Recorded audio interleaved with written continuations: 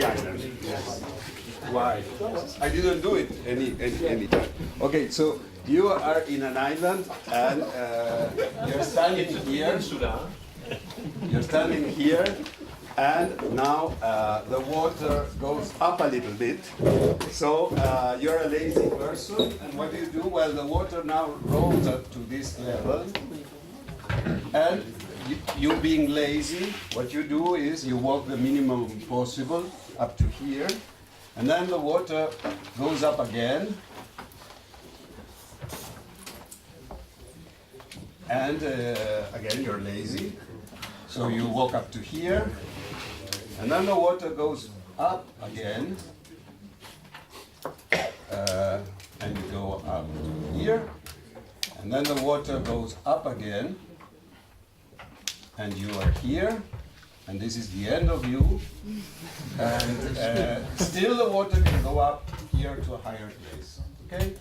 So this procedure is also known as gradient ascent, of course. You went up.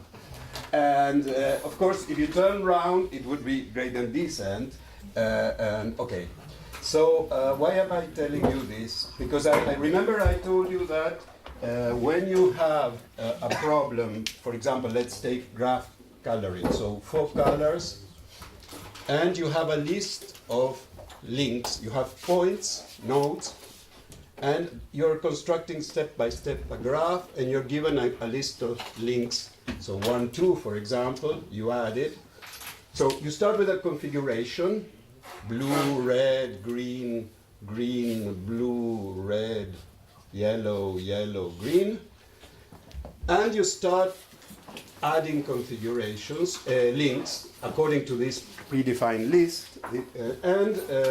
Well, when I add this one, I'm dead, so let me assume that it's this one, and this one, and this one. You see that the situation is very similar to this one, in the sense that the water is going up. As I add links at fixed configuration, there will come a moment where I won't be able to survive. This is the analog of staying here when the water goes up. What I can do is that once my thing starts, I do the minimal moves like here. So what I do is, now the list tells me to add one link here, and this creates a little mess because it creates a, for example, if here there's green. So what I do is I do all the changes necessary to bring it back to order, so I move. Remember, the space here is the space of assignation of colors to the, it's your configuration. So you move minimally, meaning that you heal the little problem that was created by this new link until it's all satisfied. And then if you can do this, you add a new one, and this will add another link, and if it creates a problem, you heal that region, and so on and so forth. You see that that's the exact analog of doing this. And if you allow me to reverse this and write this as a landscape, where here are the assignations, and in this axis there is the number of links going downwards, increasing downwards. So a given assignation will be okay until it has a problem. When it has a problem, I move, and I move, and I move, and I move until I get to a minimum. And there is a landscape. In fact, there is a landscape defined by the first time at a given assignation of colors where you have a problem. And doing this is analogous to moving to a local minimum. Okay? So constraint satisfaction problems like this one, or like packing of spheres, are living in this kind of landscape. I warn you, this landscape is not C infinity or not even differentiable, but it is continuous. Well, in this case it is discrete, but when your problem is continuous, it is continuous. It's not a beauty, but it is continuous. So it depends on the list that you have, right? Yeah, the list you're not allowed to change the order because that would be annealed. Because if not, I can be smart and go and look for the easiest. This you're not allowed to touch. This is when there is disorder. Okay, so why am I telling you this? Because I am personally convinced that this structure of having a threshold and then deeper and deeper and deeper states is a universal phenomenon that happens in many, many problems, and of course not in all problems, but that at least there is a class of problems that are like this, and that if I do dynamics, like in the p-spin, there are going to be a class of problems that will have this characteristic that I go grazing on the threshold, and I cannot go deeper. And I'm even furthermore convinced that nothing will do much better than that. But that's of course something I cannot prove.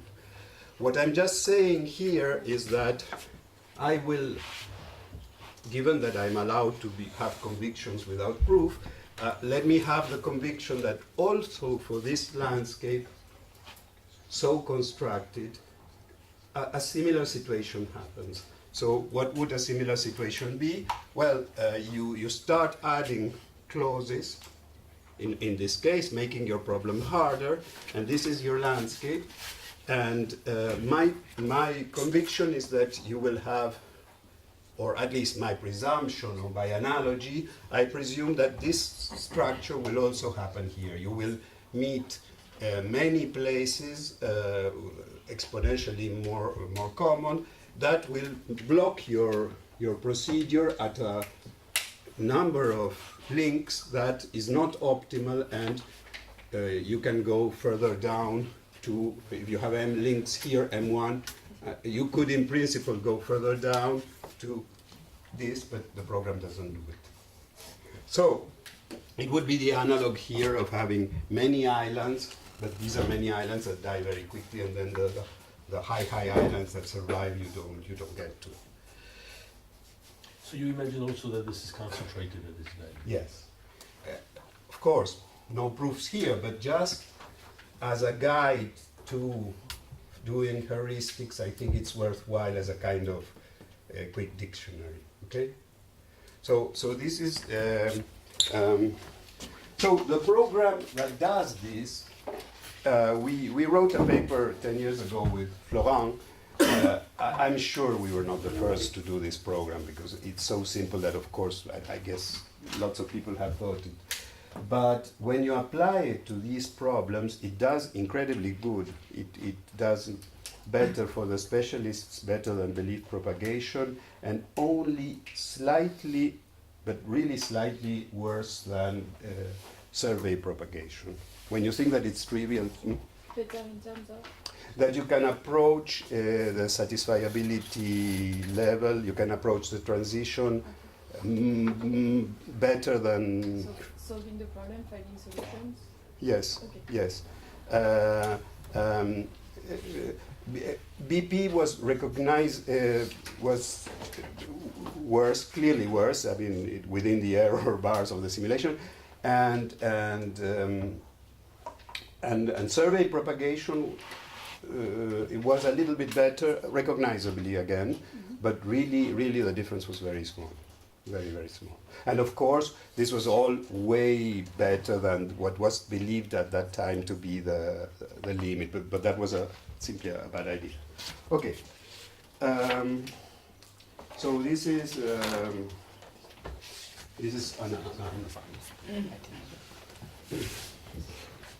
So now let me go back to what I was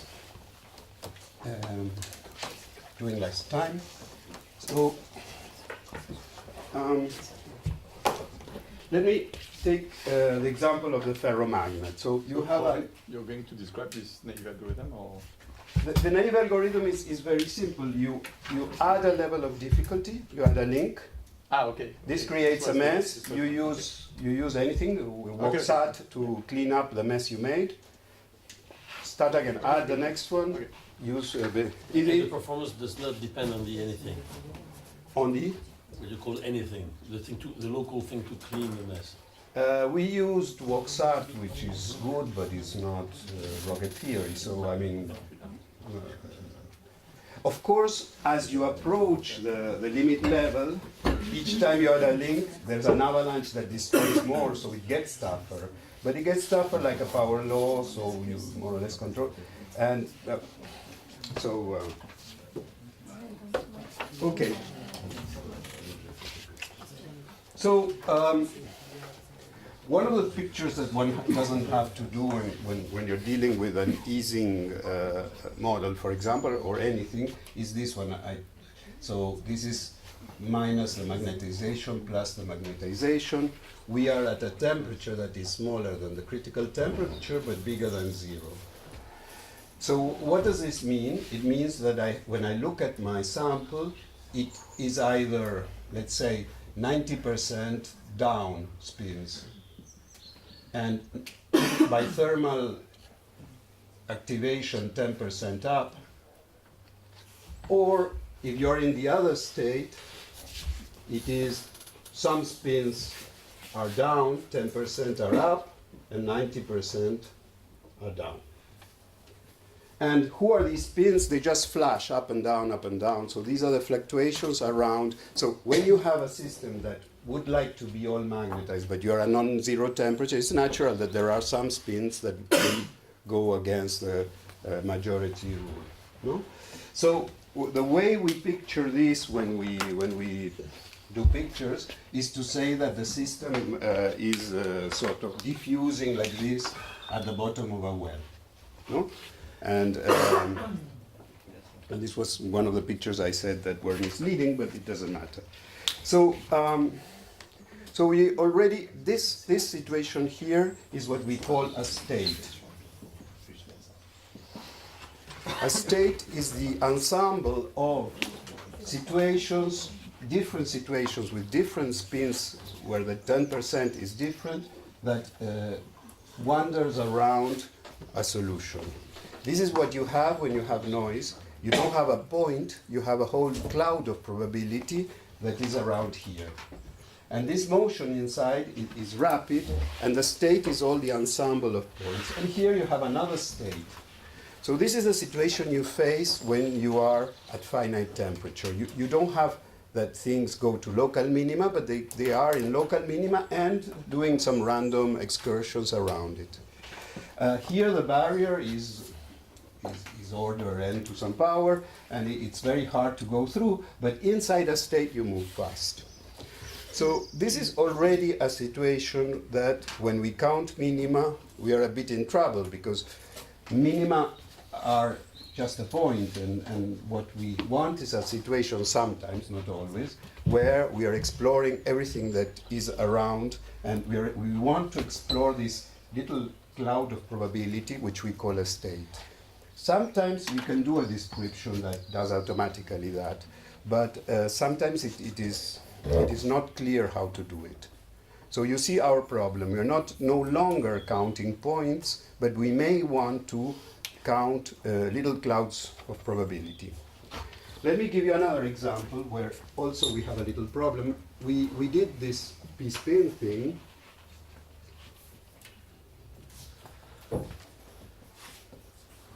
So the equation of motion was something like that.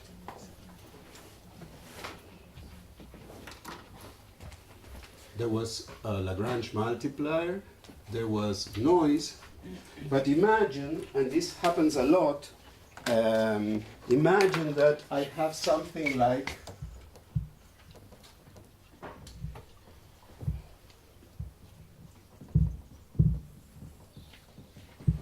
that. So this could be a random matrix, but it's a random asymmetric, antisymmetric matrix. So this, if it's antisymmetric, this cannot derive from a potential. This is clearly not the derivative of anybody. No, because the derivative of something, if you wanted to make it the derivative of something, you should write it like this. But this being antisymmetric, this would give you 0. So a force like this will never be derivable from a potential.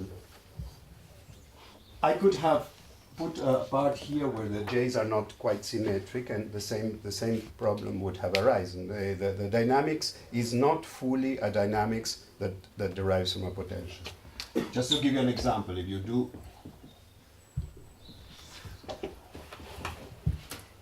which would be exactly of this form, what you have is that you're rotating. No? So this clearly doesn't derive from a potential. So, so now we enter a world that makes a dynamics that is not included, now really not included, in a purely geometric, I mean, if there is a connection with geometry, it is much more subtle. You understand that this, for example, if you take a model like Edward Anderson or Sherrington Kirkpatrick, and you add to the dynamics a term like this immediately erases all the states. The system just surfs along on the top of all the states and doesn't get trapped anywhere. If you add a term like this to a p-spin, we know by experience that instead of going to the threshold and aging, you spend your life, you can do two things. You can either spend your life flying well on top of the threshold at higher energies, or you can get trapped here and then you're okay. This is something that happens, you have to prove it, of course. Independently of the temperature, or you can stand there? Yes, yes. But then there is the possibility, if the system is finite, that you commute between here and that state. So how shall we tackle all these situations? These situations are not included really in statistical mechanics. No partition function will be able to take care of this term. This is with fermions, maybe. We'll have fermions tomorrow. Okay, so let me give you another example of things, because now that we accept the idea that we can do dynamics, what we discover is that the thing becomes larger. The kind of zoo we have has become much larger. For example, when you do the dynamics of the population of species that compete and reproduce, there's a recent paper by Giulio and Guy Bunin and Chiara, where they study the Lotka-Volterra's equation, which are equations for the number of individuals of 2, 3, 4 species that can compete or can help each other, collaborate, etc. And you do the population. When you want to do large N, you could want to do a big with many species, and then you get what seems to be things like this with many solutions, but the solutions are not, the equations you get do not derive from a potential, and these things could be attractors where even without any noise, the system is within a pocket, but just in some form of chaotic attractor. So you no longer have points. You could have points, but in many situations, or in some situations, your attractors are not made of single points, but they are just chaotic situations that might be confined with, the populations oscillating around a mean value, but you no longer can describe them purely. So what do you do in those cases? What kind of geometry can you do? You have lost a lot of the power of geometry. So for these kinds of questions, there is a construction that was introduced to understand states properly, which is a concept that is quite fuzzy if you don't define it properly, and it's a construction that I'm going to describe to you now. The construction is dynamical, so you're not getting anything for nothing. You are doing statics via dynamics, and it's not cheap. It requires more effort, but I think it is worthwhile to follow. So, do you understand what the problem is? Is it okay? Yeah. Why are you talking about static in this case? Because what I'm seeing here is just an additional asymmetric term in Yes. in dynamics. Yeah. So for me, it's dynamics already. This is definitely dynamics. Now, if this term were not here, yeah, you could say, okay, good. This is dE dSi yes, with some e, and suppose I don't have noise, If I look for this point, it's a stationary point of this dynamics. So let me, as an easy thing, start by studying the minima, like I did and Gerard did and so on. Now, when you have this term, how do I put this in? This cannot be expressed in this way. So there's no way that with simple topography I can give something useful, because this is a force that takes you around. So. So this is already a dynamical question. This is a dynamical question which you cannot reduce even partially, which is much harder to reduce even partially to a static question. I mean, you never reduce completely a dynamic question to a static question, but at least you can have the skeleton of the problem from geometry. Here, not even the skeleton is easy to get.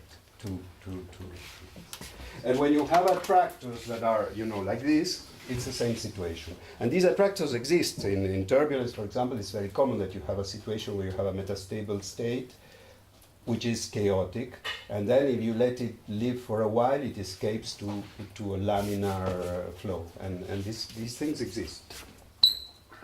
Okay, so the approach I'm going to describe was developed by, as far as I know, first, as far as I know, is Gaveau and Schulman, and just a short time later, this already was quite mathematical, but more mathematical and with a twist, with an analogy to potential theory by Bouvier, Guérard, Klein, and Eckhoff.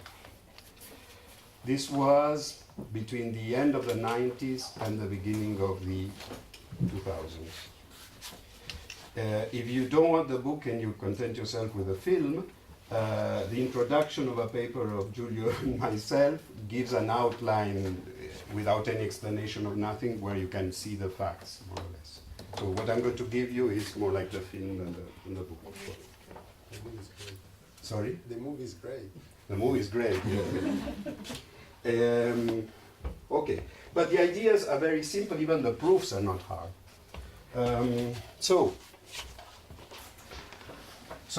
bear in mind, we are trying to define properly these lumps of probability in phase space that exist and have this lumpy nature, either because there is noise or because there are terms like this one that make you dance around a place, okay? And that this, I insist, is quite a generic situation. It's not something rare.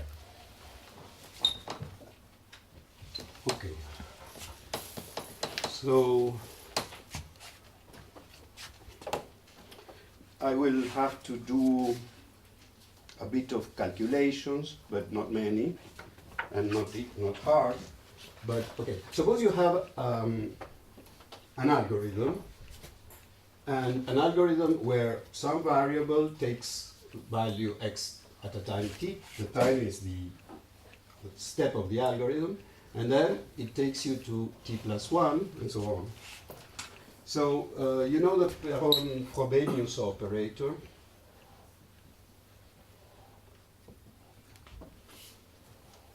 Which, instead of describing things like this, it's very simple. You study how the probability, if you already started with some distribution for xt, the probability of xt evolves into the probability of xt plus 1 with a convolution with something. Let me call it p of xt to xt plus 1. And this thing, well, it's very simple. What it is simply you write a delta of x of t plus 1 minus whatever your algorithm makes to pass from t plus 1 to t. And of course, if you convolute this with this, it's clear that it gives you this. Okay, so although your dynamics, and this is a point that is important, your dynamics were not linear, but your Perron-Frobenius is a linear operator because it acts on the probability distribution and it moves the probability distribution with time. If there is noise, for example, For example, it could be that your x of t plus 1, your particular algorithm, the only thing that it does is gets your xt and adds a Gaussian noise, shifts your x. Then your operator here would be the average of this over the noise. And for example, if this is Gaussian, this would give you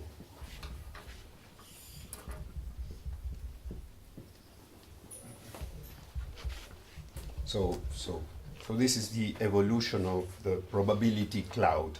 I am putting it this way because I want to stress that this can be written for an algorithm. It's now I'm going to do it for Langevin, which is the usual thing to do, and I think that from Langevin to Fokker-Planck we went a few times here, but bear in mind that this is something you can do for any procedure, and whether it derives from a potential or not, and it could be any algorithm. Okay?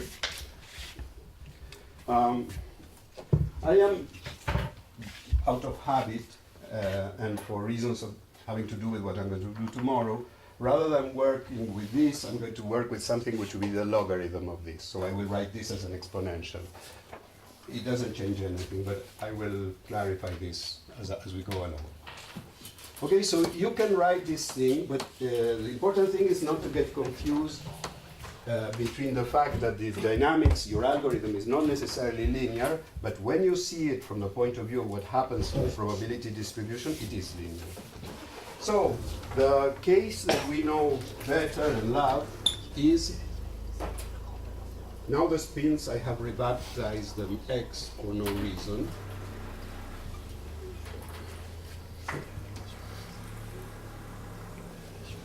And this is again white noise. White Gaussian noise, okay? So now the probability distribution evolves. You know that I have a p of x and t that evolves. An equivalent description is through the equation of, we call it Fokker-Planck. I think that we should call it Smoluchowski, but it's okay.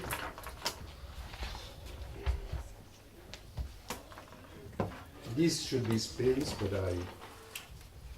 sorry.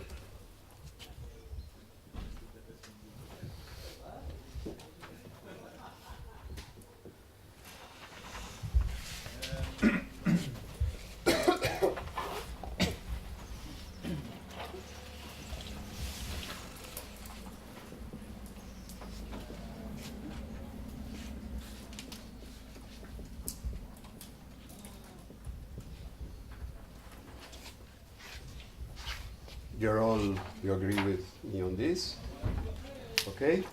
And okay, so this describes, this is the same procedure as I did a second ago with Perron-Frobenius, only that because I did it differential increment, it's this way, so it will lead me to writing the Perron-Frobenius operator as the exponential of this. I will do it right away. The solution to this equation, those of you who remember Schrödinger, is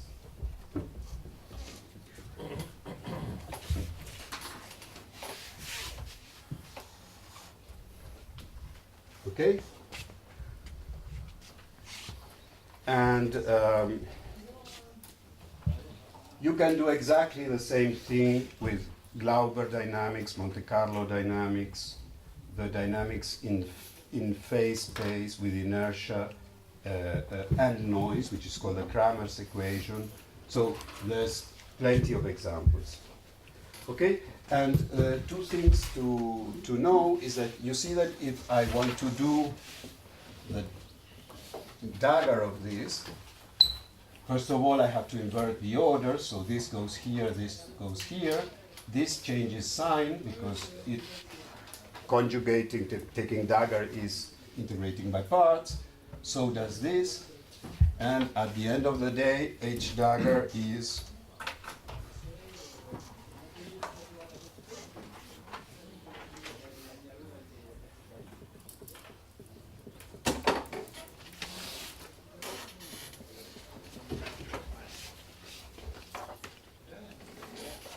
wait a moment. Okay, so H dagger is not the same as H, at least not in this basis. And so when I diagonalize this, I will have left and right eigenvectors, which are not going to be the same. And but and this is important, and I will put it here. There is a representation in which this is, and is very useful, where this is actually Hermitian, which is the following. I put a little h to say that it's Hermitian.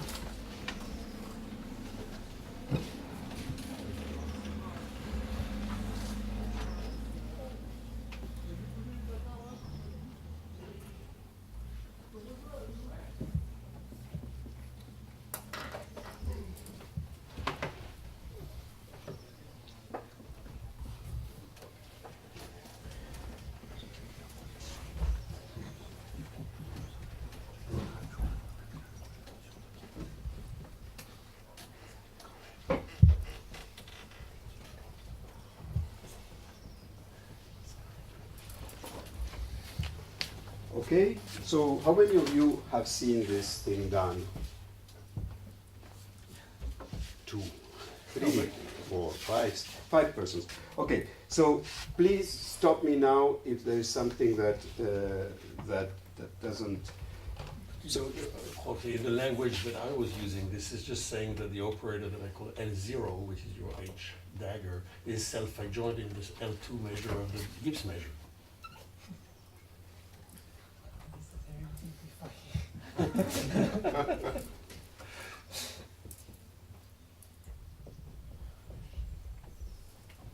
Obviously. In the right L2, which is what you're doing. In L2. In the L2 of the Gibbs measure, which is what you've conjugated it with. Okay, so those of you who feel more comfortable with Gerard's way of putting it, it's perfectly the same thing. So now, if you remember, those of you who studied physics, what should this remind you of? This 2 over t of nothing. This thing here is playing the role of h bar in Schrödinger's equation. And all this thing is playing the role of an effective potential, which is not your original energy, but of an effective potential, which is this thing here. So, why is this useful? Well, if you're not familiar with Schrödinger, for very little. If you are, and you went through the quantum mechanics courses, it's nice because you can use things or use a bit of the intuition that you were taught and translate it to this problem. I'm going to keep this because it's important. Okay, so what do we know about this? Well, of course, what does this mean? It means that if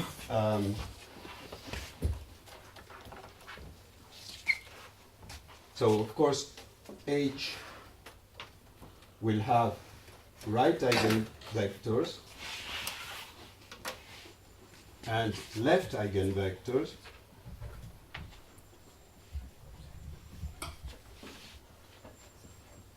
Sorry, right sub I, right sub I, left sub I, left sub I. Okay, and the nice thing about, for those of you who remember, is that if you can write this in a basis, and so that P of t is going to simply, I develop this in a basis, and so it will be C.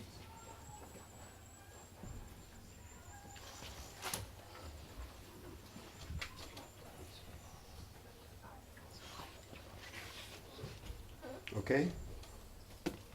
So, if you want to compare it to Schrödinger, it is almost like Schrödinger. It is very close to Schrödinger, with a potential which is not your original energy. It's a function that you obtain from the original energy by doing this thing.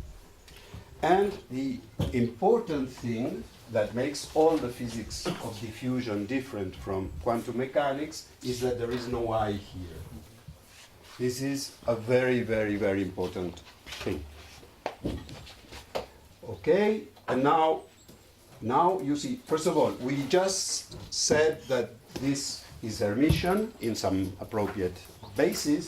So what we see is that the eigenvalues are real. Okay, and we can go from one to the other. What?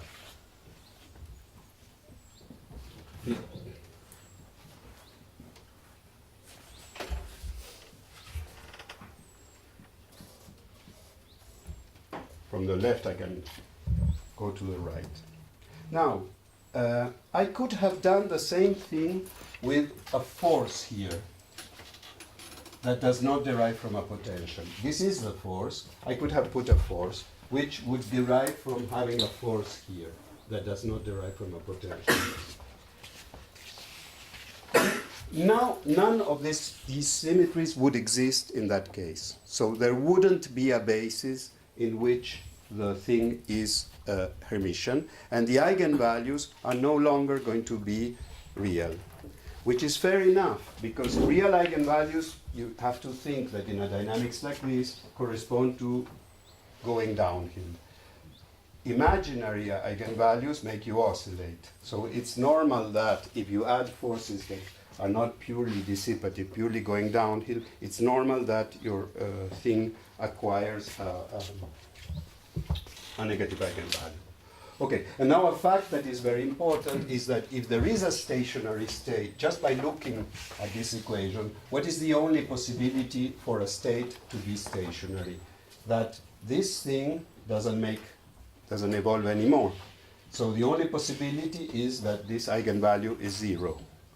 So what we conclude is that stat means stationary.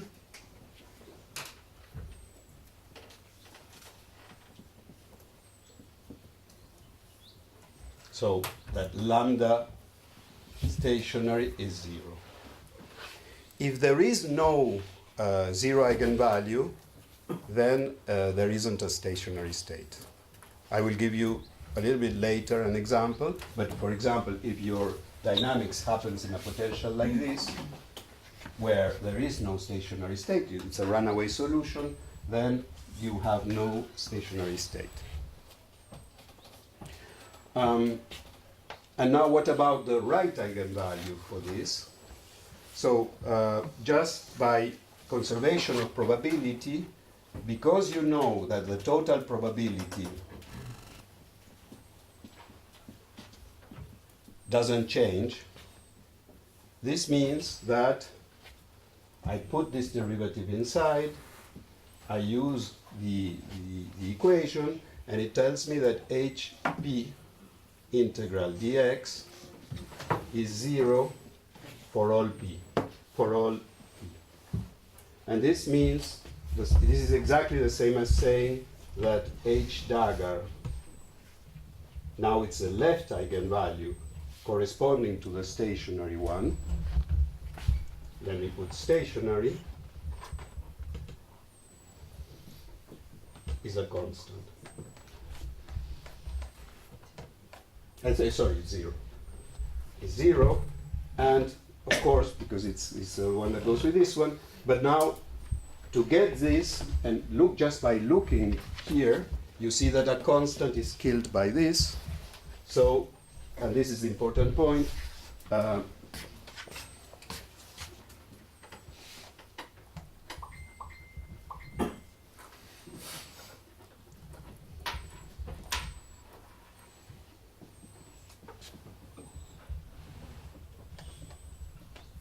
is a constant throughout your set of possibilities.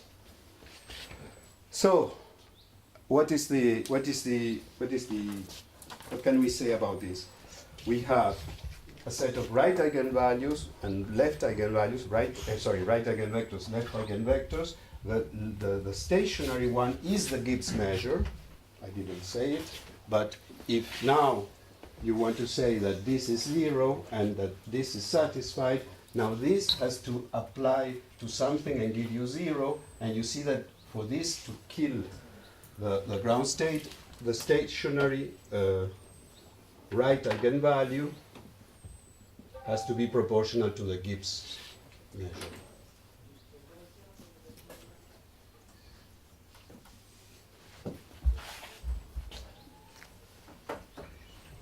Which is okay, because we know that the job in the work that the Langevin equation does for a living is to take you to the Gibbs measure, to take you to equilibrium. And so I am going to insist a bit more on this, but please bear all this in mind. So this is basically all the calculations I'm going to do today, but if there is something that you don't get, please stop me, because I need this to be more or less clear. One more thing, one last thing, is that the eigenvalues, there is what is called the Ron-Frobenius theorem that says that the real part of the eigenvalues has to be bigger than 0. And this theorem can be expressed in a phrase. The complete theorem is easy to express in a phrase. If this had a negative eigenvalue, then putting it here, this would grow. If this grows, then it means that there is a wave function, an projection over an eigenvector that is growing with time, and that will eventually, as time becomes large, dominate over this whole sum.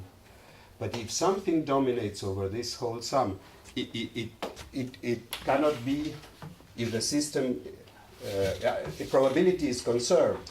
But in order to probability be, and this is a probability, this is describing a probability, and now there is only one eigenvector that is left that is describing a probability. But the probability has to be positive.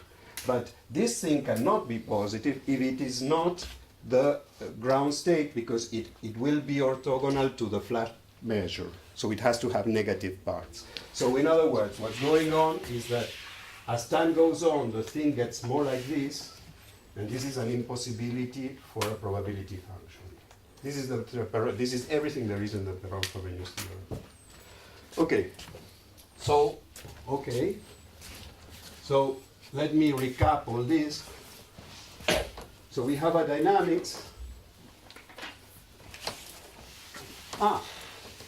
And one thing that is very important is that none of these, all of these things are quite true for any dynamics, but I don't have an explicit formula for the lowest eigenvalue, for the lowest eigenvector of a generic problem that doesn't derive from a potential.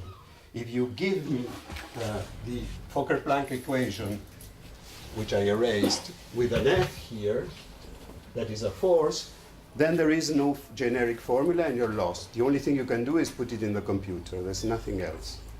And this is telling you what? It's telling you that you don't know how to compute the stationary distribution to which tends something that doesn't derive from a potential.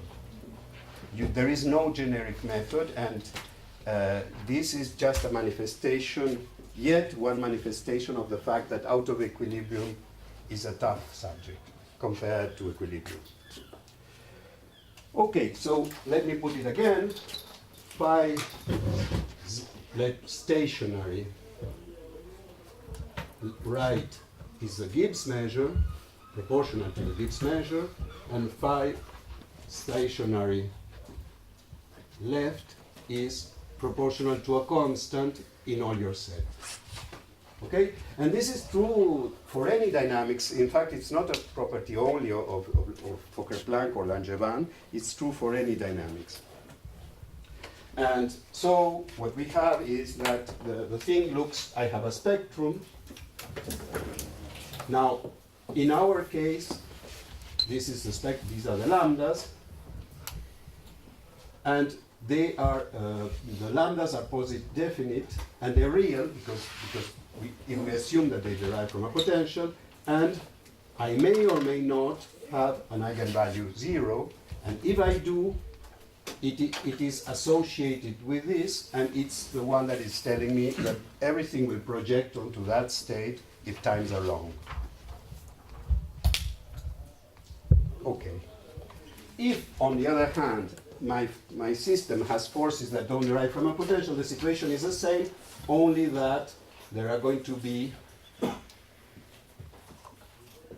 complex eigenvalues.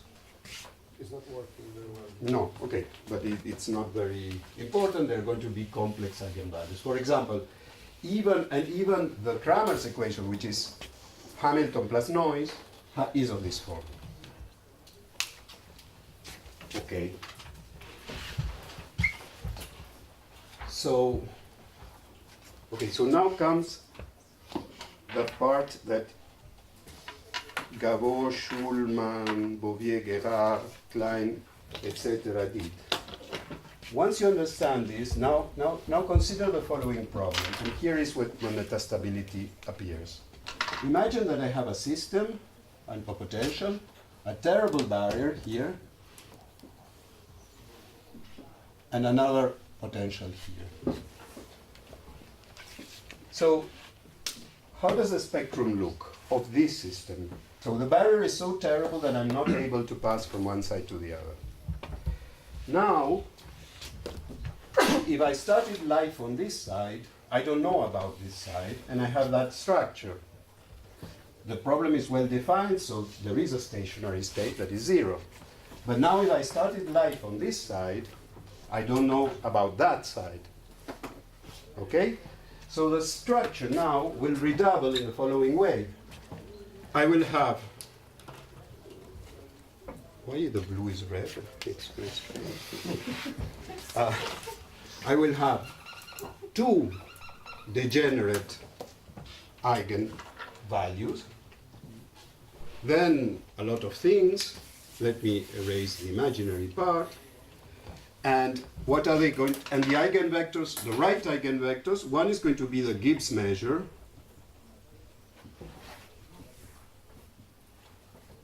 On this side, and 0 on the other side. The other will be the Gibbs measure and 0 on that side. And these are the phi stationary right.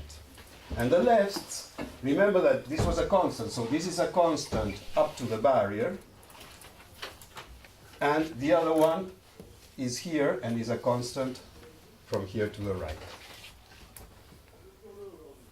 So Cartesian products is the name of this course. Is it okay? It just doubles in two separate problems. Okay? So now let me do something. Let me make this barrier very large, but not infinite. So now these two can talk a little bit to one another. So this picture is no longer true. Now there is a coupling between the two sides, but essentially the measure, these two guys have to do something. So what will they do? Well, remember that the probability evolves like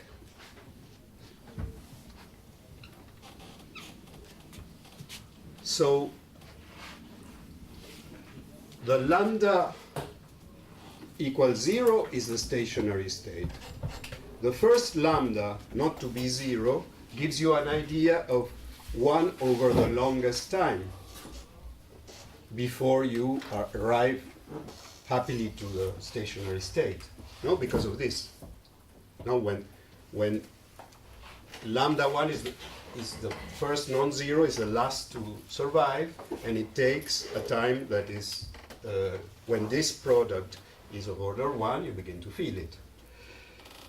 So, what is the longest time of passage? We are saying that it is very long. So, assume that it is very long. So, these two guys who were degenerate now are no longer degenerate. They have broken their degeneracy. And their gap is something like 1 over tau passage.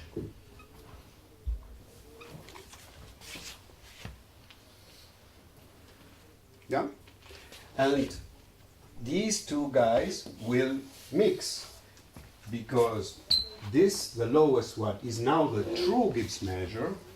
So this one will have the two bumps for the right and the constant for the left, just as in any other problem that I showed. And the other one has to be made of these chunks, but orthogonal. So the only possibility it has is that the right is the same but inverted, and the left is the same but inverted.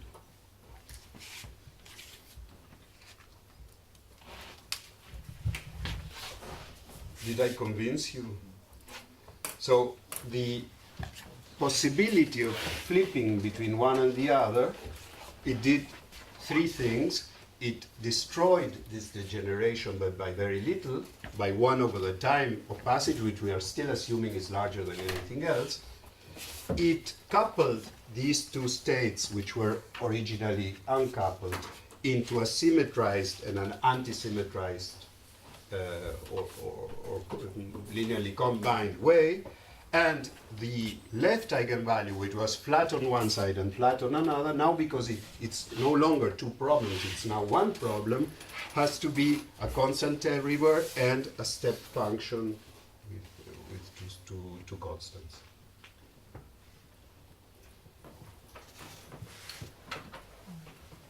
Sounds reasonable, just by looking at this. So, and about this spectrum, what I know is that there is this quasi-degenerate space,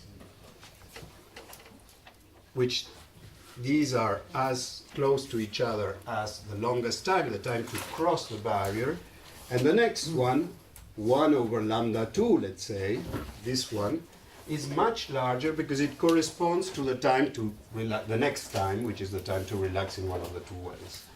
So the point here is that I can do this picture like this and say, sorry, this is just a symbol to say that this gap is much smaller than this because the barrier I have assumed is extremely high.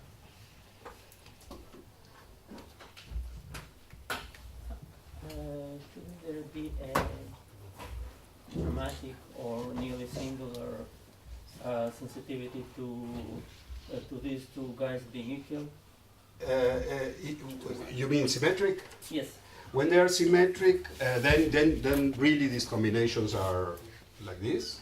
And when they are not, one is the Gibbs measure of the total that has to do with how much time you spend on each side, and the other one depends a bit on the non-symmetry, the other combination, the one corresponding to this one.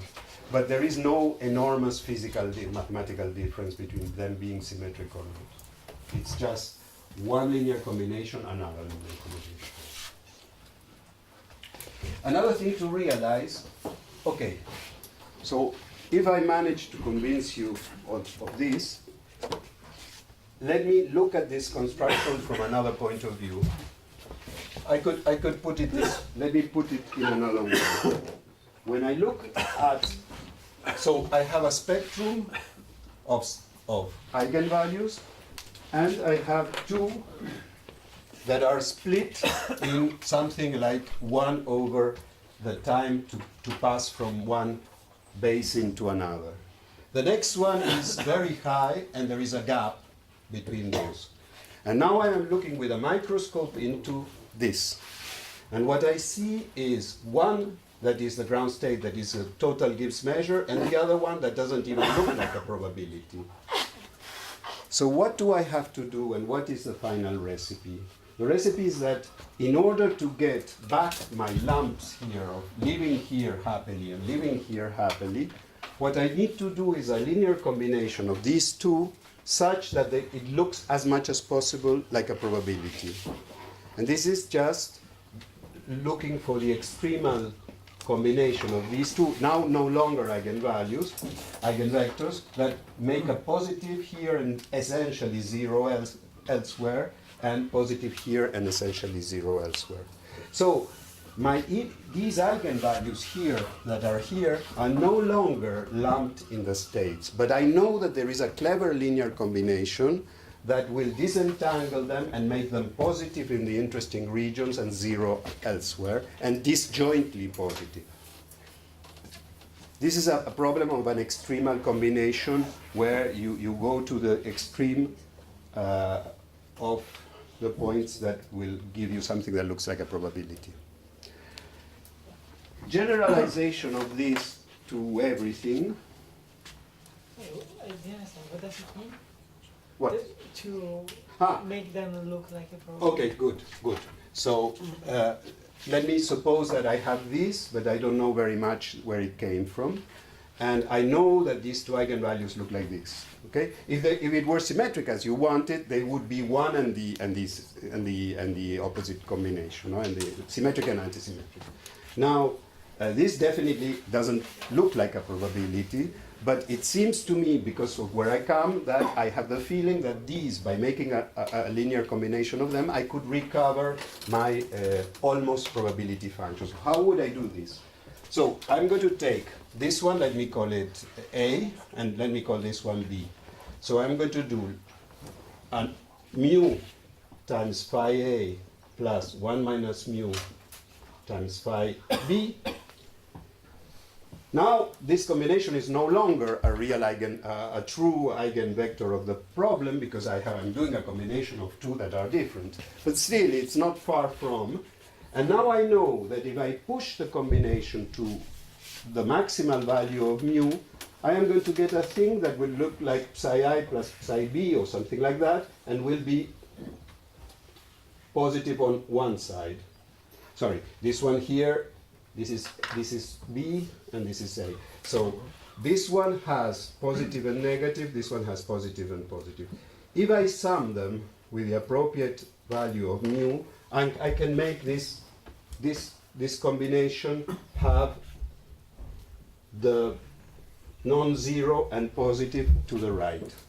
If I subtract them with the appropriate combination, I can have one that has essentially positive on the left. These are no longer true eigenvalues, but they are very good approximations of what the situation would be if the barrier would be infinity. So, you see what I mean? And if I exaggerate and I subtract too much, then of course this will begin to be negative on the other side. So it's only one value that is a good one that makes them essentially positive or zero. Okay. You mean you have no choice? I have no choice. I have no choice. But I'm destroying the fact of being a true eigenvector. Yes. But not so badly, because their eigenvalues are very close, but yes. So you need them to be gapped from the rest of the spectrum. Absolutely. So the crucial point here, the only important point, is that this has to be very gapped. There must be a parameter in my problem. I artificially use the height of the barrier that makes me ignore everything else. In other words, there must be a time that is longer than every other time in the system. When that happens, I can treat my system as essentially two things, and these two things are treated this way.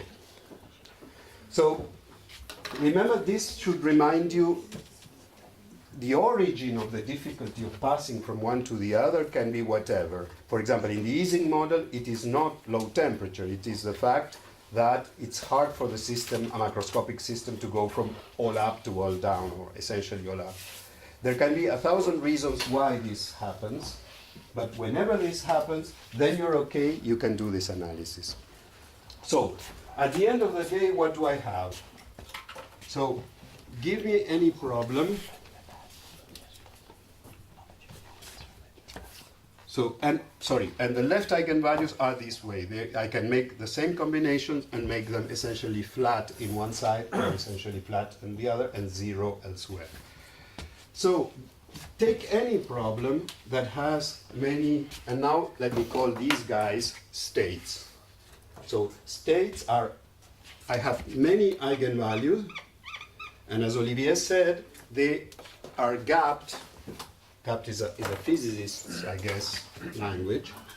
from anything else. So this means that there is a time scale that is much larger than anything else, and there is a parameter by which these are much closer to one another than everything, all other things. If I have that, I'm in a winning situation, because I can now consider these on their own. So what do I do? Remember here, so these eigenvectors will be positive and negative, but what I can do, and this is what is proven in the papers of all these people, is that by linear combinations of these ones, I count 1, 2, 3, 4, 5, 6, 7. So I have 7 states. Of course, these are not all positive, so they are not good probabilities. But I can do combinations of those such that I will obtain phi 1, which is going to be a linear combination of these, and will be positive in a region and essentially 0 elsewhere. Phi 1 right, phi 2 right, will be somewhere else positive, and zero, essentially 0 elsewhere, up to phi 7 right, which will be somewhere else yet, and 0 elsewhere. The true eigenvectors are in fact combinations of these. And with negative signs, they have to be orthogonal to the measure and everything. But we are guaranteed that by making them, by combining them, we have this situation. Now, when I have this situation that I have that my evolution operator, which could be Fokker-Planck, but it could be Glauber, it could be Monte Carlo, it could be your algorithm, the spectrum of your algorithm. If your algorithm has noise, you can write the Perron-Frobenius operator for your algorithm and then calculate its spectrum. It may have complex eigenvalues, but what we are interested in is in the real part. And if the real parts are like this, and there is a gap, then I'm in business. Then I have a right to talk about states. This is not only a way to calculate states. In my view, it's the only decent way to define them. I mean, but the price you pay is that you reintroduce dynamics. You're not doing it on the basis of pure geometry. You are using dynamics to create them. Yeah. Can you do this type of construction on a model like ESK? Okay, good. Okay, so now I go. If this is clear, let me proceed 10 minutes to do this for the p-spin. Okay. Yes. Before, Yes. but this is absolutely. It looks really like an heuristic to No. combine I this, mean, you want the theorems, you can go to the papers. Okay. But you can prove them yourself. If you in a weekend, at least to understand how they work. I mean, the basic arguments are simple. Okay, can you write down the reference? Yes. So the article, I don't know, me and I think Giulio too, personally we learned it, in the end we were working with Gabon Schulman, but it must say that Bouvier, Gerard, Klein, they do a very elegant analogy with electrostatics that is very nice. So Gabon, Schulman, it's a series of papers. Occasionally there's Annick Len. This is 98. I can then try, but you can find them on the archives. And Bouvier, Gerard, 9. Also here there are several papers. This is something like 2001, 2002, things like that. And if you want the film, it's in the introduction of, so here it's just a description that is not much more than what I'm saying here. It's just an enumeration of results. So There's also this collection of papers before that, and a book, in fact, by Helfer and Chastrand, and a book by Helfer and Neil. Okay, near, okay. Helfer is H. Yes, yes, yes. And I actually know these guys. I didn't know. This is what years would that be? So the papers at Helfer and Chastrand are before Bourdieu-Guérard, Okay, and the book is after that. But the book is very pedagogical. okay, good. Okay, so Helfer and Near are also heroes of the story I'm going to tell tomorrow. And to be honest, when you give when you give a talk on this, there is always somebody in the audience who tells you that he knows somebody who did something like that, because this is, you see, it's very natural what I'm describing. Okay. P-spin. So now this is and with this I'm going to finish, but I need 15 minutes for this. So we have a gap. We have in the evolution operator. It doesn't matter if the things are non-Hermitian, then I will have imaginary parts, don't care. What matters here is a real part. I have a gap, whatever the origin. So if I'm in the Ising model, this gap is going to be e to the minus the size of the box to the d minus 1. Because, sorry, this is this gaps, the closeness of this, because that's the time it takes to create an interface. This is why the d minus 1, and it's the time that the highest energy you have to pass from going to spin up to spin down. Okay? And this quantity with L as a parameter is much smaller than anything else. So here it's not a temperature. If you have low temperatures, then you have the Arrhenius formula for passage, and then low temperature does the job. You can have many sources of this gap. That's the beauty of this thing, that you don't need to even talk about what made you this way. And the states are then, by definition, not these eigenstates, but some linear combinations you do in order to make these eigenstates the more probabilistic possible, meaning that they are as little negative as possible. So almost nowhere negative. So that they really correspond to probabilities. Now, your questions about the p-spin. If I want to capture or count these guys, so how number of states, let me plant here a time t star that is intermediate, so it's very large with respect to this splitting and very small with respect to, sorry, very small with respect, 1 over this is very small with respect to this splitting and very large with respect to the other. So it's a time that allows you to do everything you want to do within a basin, but doesn't allow you to go to the next one. We are assuming that this time t star, such a time t star exists. Okay? So how do I count the number of states? So what about doing, so if I do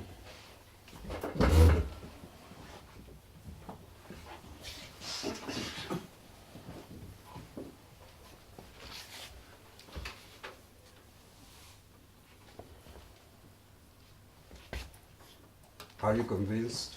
So this t star, 1 over t star, is much higher than this and much smaller than this. So it sees all these as if they were 0, so it counts them as a 1. But these are much larger, so it sees them as infinity, so it kills the exponential. So in fact, what this does is counting how many guys are below. Look at it intensely and you will be convinced. Can you say again what is T star? Anytime you want it to be gapped, well, anytime in the middle of the gap. Sorry, 1 over that time is in the middle of the gap. So the name of the game is calculate this trace, and this is a generating function of the number of states. You're okay, Marco? Is it? So, 2 comments. Number 1, incidental Don't you comment. want to take the 1 over t star log of the trace? If you're going to average, yes, of course. Sorry, it sees this as 0, so it's number 1 for each. But the log, no. It's a log of the number of states would be that, but this is the number Yeah, of but this states. is sum of exponential minus t star lambda k. So it's e So- to the minus t star times lambda 1 plus minus t star, sorry, times lambda 2 up to lambda 7. All these are 0. Sorry. It's this plus e to the minus t star lambda 2 up to lambda 7. Now lambda 8 is outside the game. A minus t star lambda 8, it's outside the game because it's up above the gap. So this makes 7. 7 states. So a comment for physicists. The trace of a thing and the trace, the trace doesn't depend on the basis. So this could also be the trace, and it's exactly the same as the trace of the Hermitian version.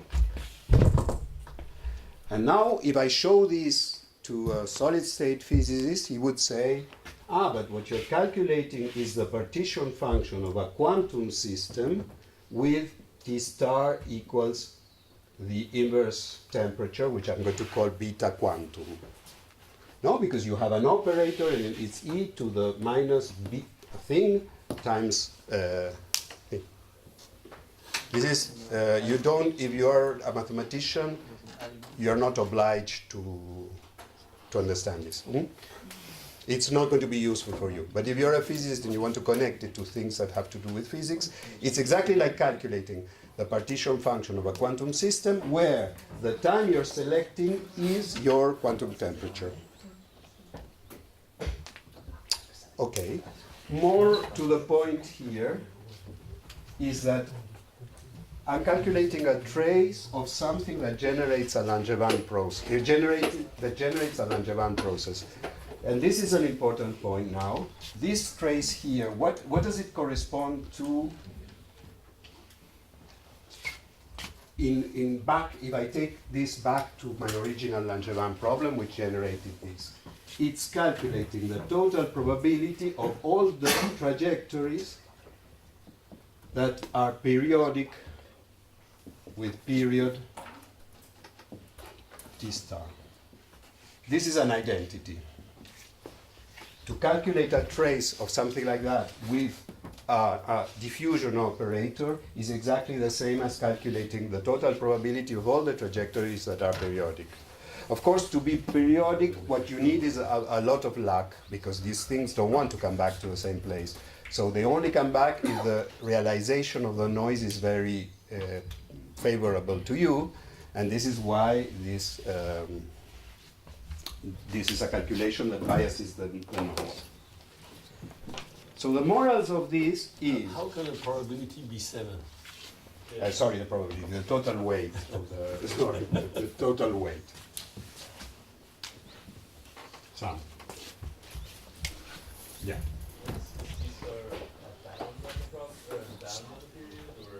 Sorry? If you choose a T star and you have a nice gap to play, it doesn't depend on where you put it, by assumption. But in real life, you perhaps don't have such glorious gaps. But if you do, then it doesn't really matter. You don't have to put it here, of course.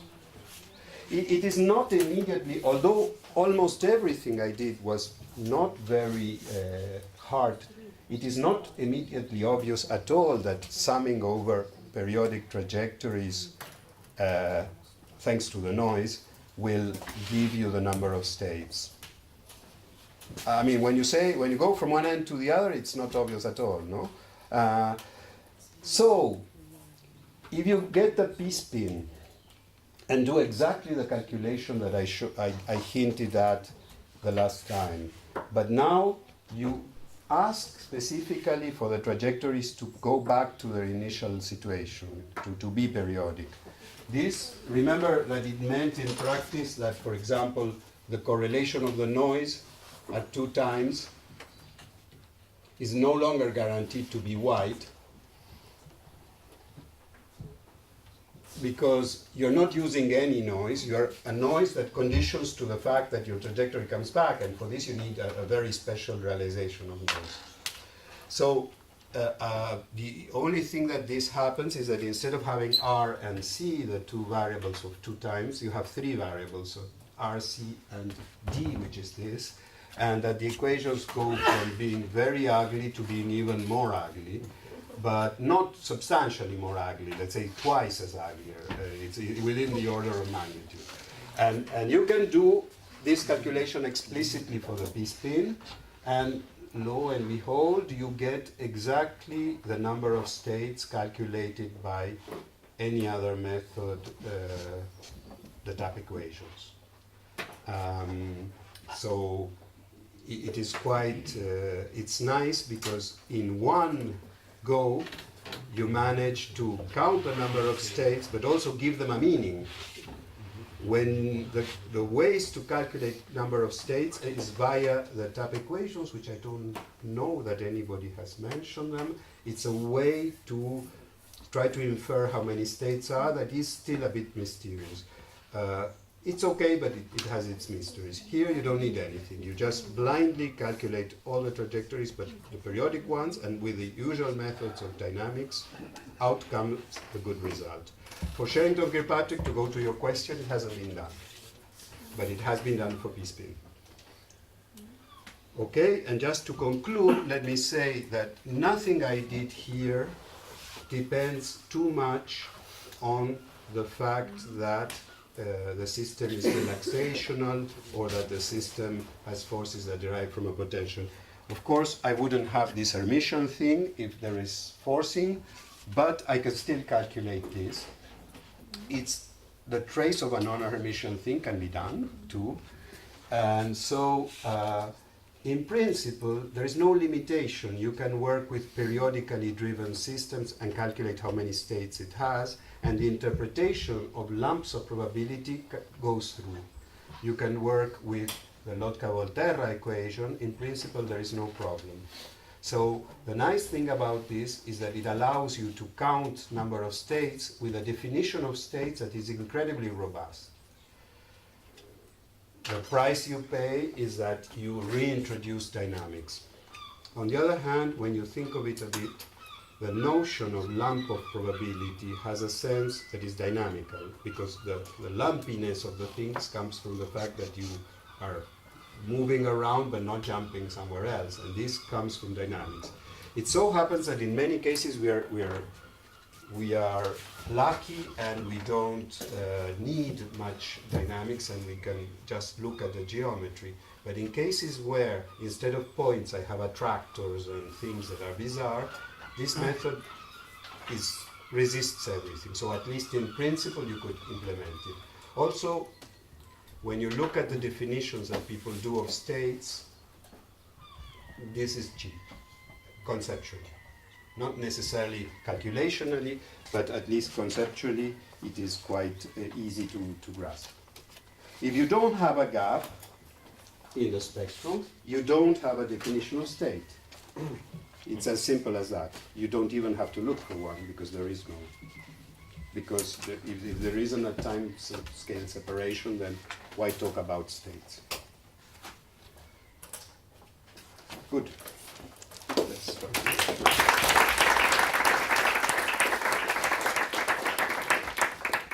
There's a question? Yep. Do you consider the assumption about the locality of the dynamics? Because you can have a very fast time scale process that hops between what you're calling states. Can you kill them? If I have a demon that gets my little system and makes it go to the other side, my dynamics changes, its spectrum changes, but it should be that way, because you kill the states. So if your dynamics finds a wormhole to take you somewhere else, say goodbye to your states. They don't have an existence anymore. And this shows up in the spectrum.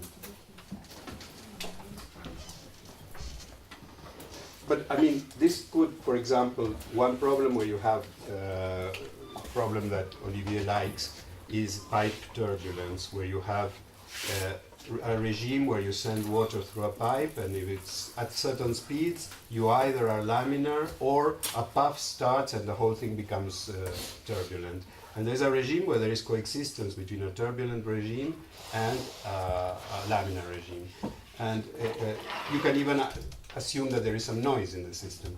So how do you define the turbulent state? I mean, usually you talk, but here this could be applied just blindly.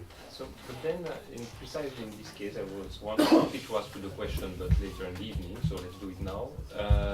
If you have a part of the spectrum that is continuous, which is typically what you get from Navier-Stokes equation in this case, or in the plane case. So then how do you handle this? I mean, the idea If you really have no gap, then you're in trouble. So no, I think you have a gap, but it will separate a spectrum that is continuous. You don't have discrete set of eigenvalues. no, but if you have something like this, where you have, I don't know, suppose laminar and then turbulent like this, a continuous, then you're okay. Okay, sure. If you don't have, then you have to do a lot of talking, because you have to explain why there isn't a gap. But really, I mean, it's not a technical problem, it's a problem of principle. You really are in trouble to define, to really talk about metastability in that case. Okay. Okay, just a remark. In fact, you're saying this is, you reintroduce dynamics and it's rather different from the topological characterization in terms of critical points. In fact, it's not, because there are quite a bunch, it's a whole part of algebraic topology. This is the Atiyah index theorem, for instance, typically, that relates this type of thing to a topological interaction. Sure. And so it's, which are exactly the right topological thing to find. Absolutely. And so, for instance, here you can have this for periodic trajectory of whatever, but you could, for instance, have it for periodic geodesics. That's Yes. how we count. And so, in fact, this object is topological. Yeah, I mean, and tomorrow you won't be here, but tomorrow I will show you how to define even saddles, which is again another thing, this way. But so true. I mean, you can even use this as an conceptual tool to do geometry, which is I think a bit what you're saying. So you can prove geometrical results using this, or you can, in some occasions, for example, the number of metastable state of P-spin was done by counting tap equations. But when you look at the literature of tap equations, you feel a bit uneasy because you don't exactly understand. It's not 100% clear in that case, no. So at least here, it's very reassuring that with a basic. In other words, when there is no better choice, I think that falling back to this is No, a safe what I thing to say, do. it's really an equality.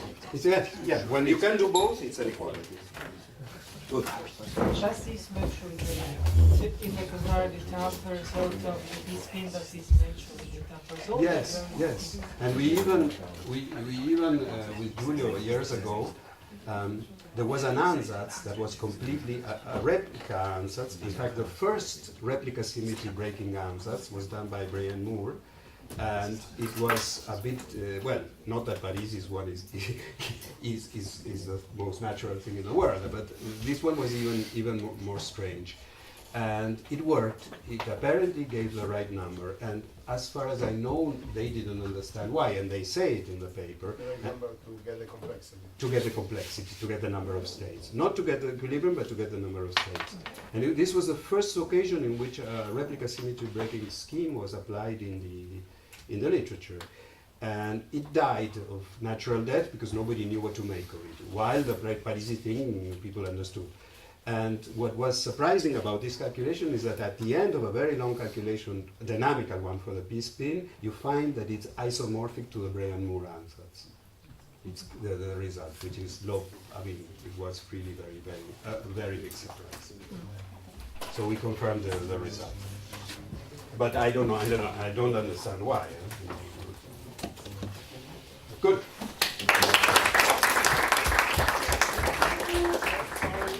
Don't go away. I have a few things to tell you, and we'll put this up together. So first thing, I create a small mess with my message about buses and train. So there are no buses,